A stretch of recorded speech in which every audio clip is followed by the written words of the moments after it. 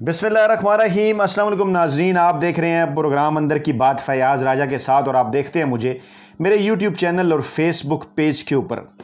दोस्तों, एक अहम तरीन मौजू के ऊपर ताज़ा तरीन इन्फॉर्मेशन और ताज़ा तरीन मालूमात के साथ आपकी खिदमत में हाजिर हूँ। थंबनेल को देखकर आपको अंदाज़ा हो गया होगा कि मैं कितने हसास मामले के ऊपर बात करने जा रहा हूँ।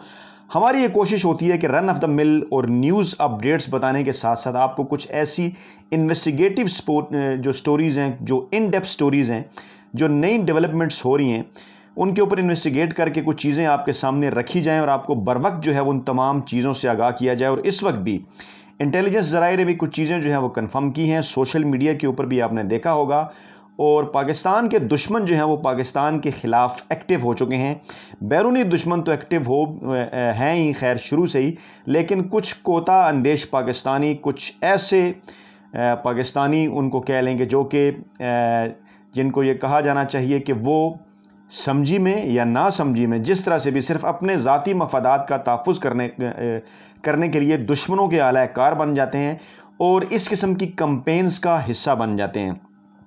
पाकिस्तान में एक मरतबा फिर जो है वो सोशल मीडिया के ऊपर और बाज़ दीगर जो है वो कई फोरम्स के ऊपर जो है वो सिंधु देश और ग्रेटर पंजाब के हवाले से जो है वो बातें हो रही हैं। और मैं आपको ये बता दूं कि कायद-ए-आज़म रहमतुल्लाह अलैह ने फरमाया था, बानिया पाकिस्तान ने, अगर आप तारीख़ के तालिब इल्म हैं, कि पाकिस्तान को दो चीज़ों से जो है वो बचना होगा तभी पाकिस्तान मजबूत होगा। एक है फ़िरका वारियत का जहर, और उसके हवाले से भी वो जहर घोलने की कोशिश की जा रही है एक मरतबा फिर पाकिस्तान के अंदर। माजी में भी ये कोशिशें बड़े पैमाने पर की गई, लेकिन अल्हम्दुलिल्लाह ये नाकाम साबित हुई। अगरचे हालात ख़राब हुए, लेकिन बड़े पैमाने पर हालात ख़राब नहीं कर सके दुश्मन, और ये नाकाम हुई साजिश। एक मरतबा फिर ये कोशिश की जा रही है। और दूसरा, कायद-ए-आज़म ने फरमाया था कि सूबाई असबियत जो है उसे ख़त्म करना होगा, कि कोई पठान, पंजाबी, बलोची या सिंधी नहीं है, महाजर नहीं है, सब के सब जो हैं वो अपने आप को पाकिस्तानी और मुसलमान समझेंगे तो तभी आगे बढ़ पाएंगे। माजी में हमने गलतियां की तो मशरक़ी पाकिस्तान का वाक़या पेश आया, लेकिन उसकी दीगर भी कई वजूहात थी। मशरक़ी पाकिस्तान की सरहद भी उस तरह से हमारे साथ नहीं मिलती थी, लेकिन अब जो है कोई इतना आसान नहीं है कि खुदा न खास्ता मेरे मुंह में खाक के दुश्मन जो है वो किसी जगह पर जो है वो नकब लगा सके। लेकिन कुछ चीज़ें जो हैं वो पै दर पै हो रही हैं, वो मैं आपके सामने रखना चाहूँगा। और उसकी वजूहात हैं कुछ, कि जब भी पाकिस्तान एक राइट डायरेक्शन की तरफ जाता है, राइट ट्रैक के ऊपर चलता है। मैं आपको ये बताऊं कि जब से पाकिस्तान के हवाले से अच्छी और ज़बरदस्त किस्म की शानदार जो ख़बरें हैं इकानमी के हवाले से, मुल्क के आगे बढ़ने के हवाले से आना शुरू हुई हैं, हमारे मुल्क के जो दुश्मन हैं बैरूनी और अंदरूनी, वो एक्टिव हो गए हैं। और उनकी एक्टिविटीज़ से आपको आगाह करना हमारा फ़र्ज़ है, ताकि आप इन अनासर के ऊपर न सिर्फ नज़र रख सकें, बल्कि सोशल मीडिया के ऊपर और दीगर प्लेटफार्म्स के ऊपर ऐसे अनासर को जो है वो पुरज़ोर और मुँह तोड़ जवाब देकर उनका जो है वो कला कमा भी कर सकें। और इसीलिए इस वक्त मैं आपके सामने इस वीडियो के साथ जो है वो हाजिर हुआ हूँ कि जब पाकिस्तान के मुआशी इशारिया बेहतरी की जानिब जा रहे हैं, तो कुछ लोग पाकिस्तान से बाहर तो पाकिस्तान के दुश्मन हैं ही, वो ये बात समझ चुके हैं कि अगर इमरान खान और मौजूदा जो पाकिस्तानी हुकूमत अगर अपनी 5 साल आइनी मुद्दत पूरी करती है 2023 तक, और उसके बाद एक मरतबा फिर जो है वो इस शानदार कारकर्दगी के नतीजे में जो अगले 2 सालों में पाकिस्तानी अवाम के सामने आने वाली है और पाकिस्तानी अवाम को समरात मिलने वाले हैं, उसके बाद भी अगर इमरान खान को पाकिस्तानी जो अवाम है वो 2/3 अक्सरियत के साथ या पहले से बेहतर अक्सरियत के साथ इक़्तिदार में लाते हैं, तो उसके बाद फिर पाकिस्तान को जो है वो ऐसे जो है वो ममालिक की फ़हरिस्त में शामिल होने से कोई नहीं रोक सकता जिनको इंतहाई तरक्की याफ्ता या दुनिया के 5 बड़े या 10 बड़े ममालिक में शुमार किया जाता है। तो ये चीज़ें अल्हम्दुलिल्लाह नज़र आ रही हैं, और यही वो वजह है कि जिसको लेकर दुश्मनों ने साजिशें भी शुरू कर दी हैं। और इसमें कुछ जो अंदरूनी अनासर है वो भी समझी में या ना समझी में अपने ज़ाती मकासद को पूरा करने के लिए नारे लगा रहे हैं। कुछ ज़रा एक वैरायटी ऑफ इवेंट्स है, सीक्वेंस ऑफ इवेंट्स है। आप देखिए कि साद रफ़ीक की तरफ से बयान सामने आता है कि तुमने पंजाबियों की इज़्ज़त पर हाथ डाला है। अच्छा, फिर जावेद लतीफ़ की तरफ से बयान सामने आता है कि हम पाकिस्तान खप्पे का नारा नहीं लगाएंगे।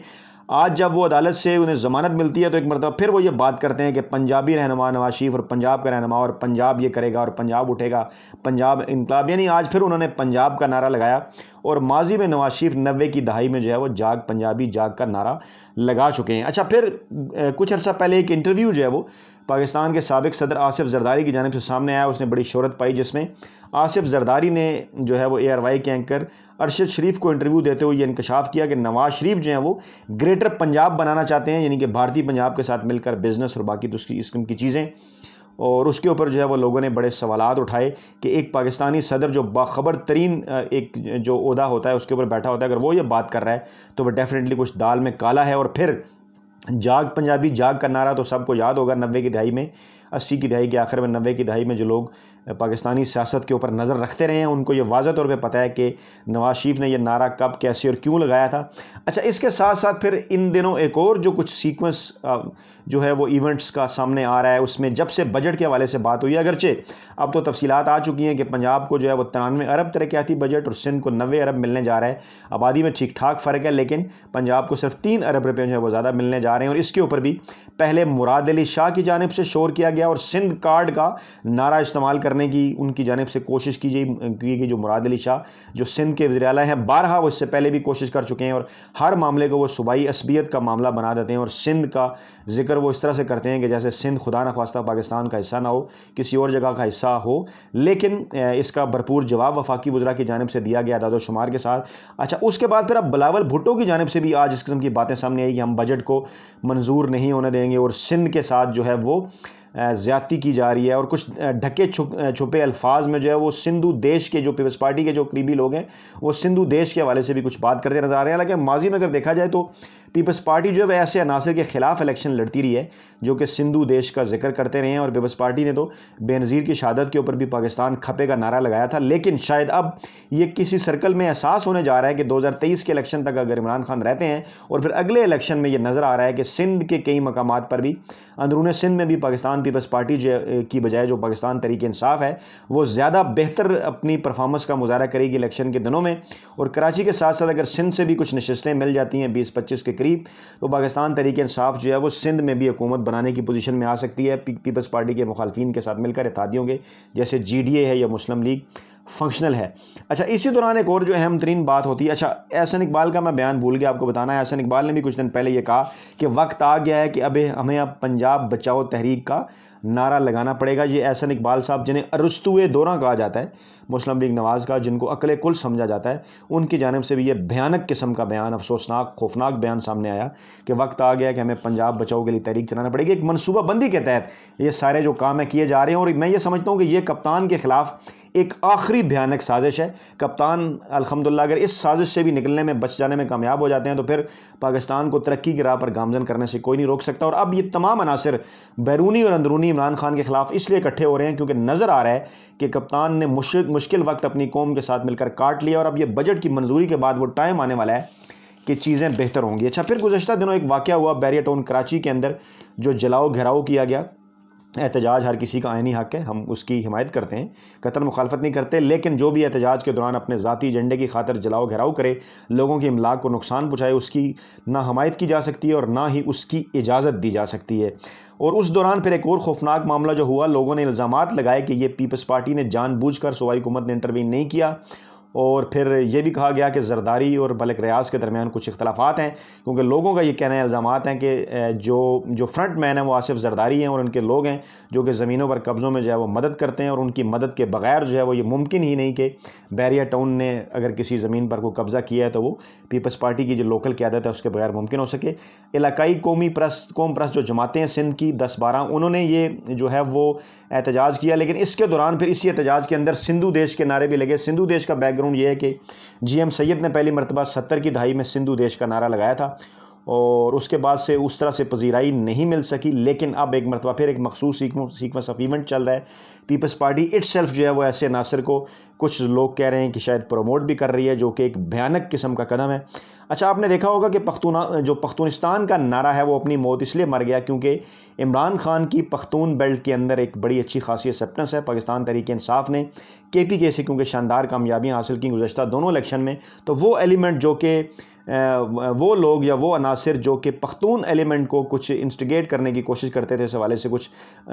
جو بڑھاوا دیتے تھے ان کے مسائل کو، جن میں سے کچھ جینون بھی ہیں، اس کو عمران خان نے جو ہے وہ کافی حد تک اس کو کور کیا۔ پختون جو بیلٹ ہے اس کے اندر سے عمران خان کو خاصا ووٹ ملا، تو وہ ایلیمنٹ بالکل دب کر رہ گیا، چاہے وہ پی ٹی ایم ہو، چاہے وہ مولانا فضل الرحمان ہوں، یا چاہے وہ عوامی نیشنل پارٹی ہو، اگرچہ یہ دونوں بعد کے جن کے نام لیے قومی جماعتیں ہیں، سیاسی دھارے کا حصہ ہیں، لیکن پھر بھی کبھی کبھار پختون قوم پرستی کے حوالے سے بات الیکشنوں کے بعد بھی 2018 کے بعد کی جاتی رہی کہ پختونوں کو ہرایا گیا، لیکن عمران خان بھی بہرحال پختونوں کی ایک پہچان ہے اور اس بیلٹ سے ان کا خاص تعلق ہے۔ اس کے بعد سے آپ یہ دیکھیے کہ ویسے تو یہ پہلے شروع سے ہی پاکستان بننے کے بعد یہ سازشیں شروع ہو گئیں کہ